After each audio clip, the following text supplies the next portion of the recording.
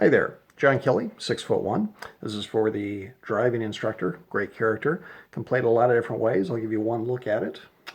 Come from an improv background with our troupe that we do, and so it's a good character that can play out a lot of sketch and a lot of content. So I see where you're going with a recurring character here. Anyway, here's one take on it. Hope it works for you, and look forward to the project. Thanks very much.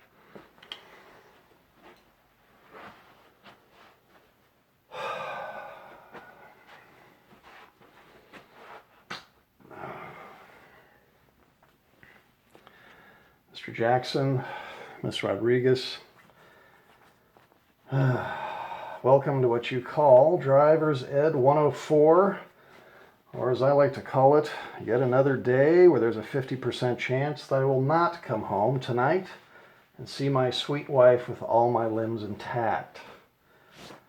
Mr. Jackson, as usual, the reminder is that you're behind a 2-ton vehicle of transportation which you have sorely not shown responsibility in handling, but is in fact a death machine to those around you, so I encourage you to pay attention.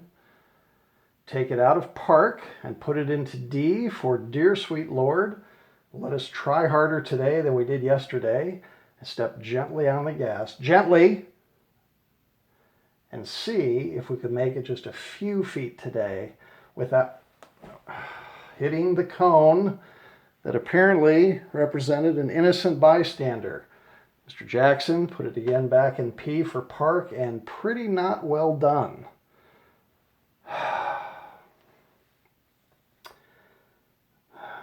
Mr. Jackson. First off, Ms. Rodriguez, this is not FaceTime worthy. A reminder, the phone please. Thank you. I am concerned, Mr. Jackson. How do I put this? You have had 20 hours of training, yes? And yet,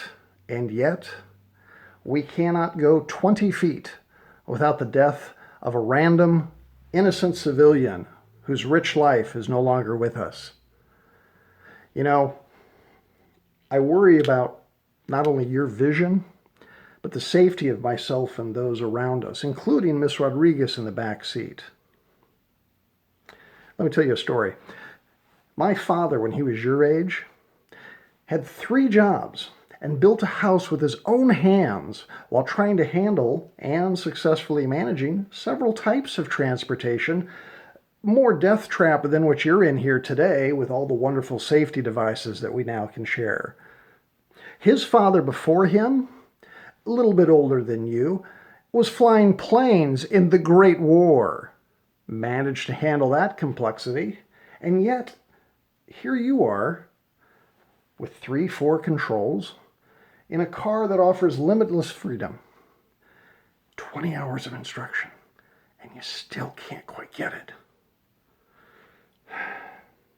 So, Mr. Jackson, I have one thing to say to you today. Get out of my car. Just get out. Go, shoot, go.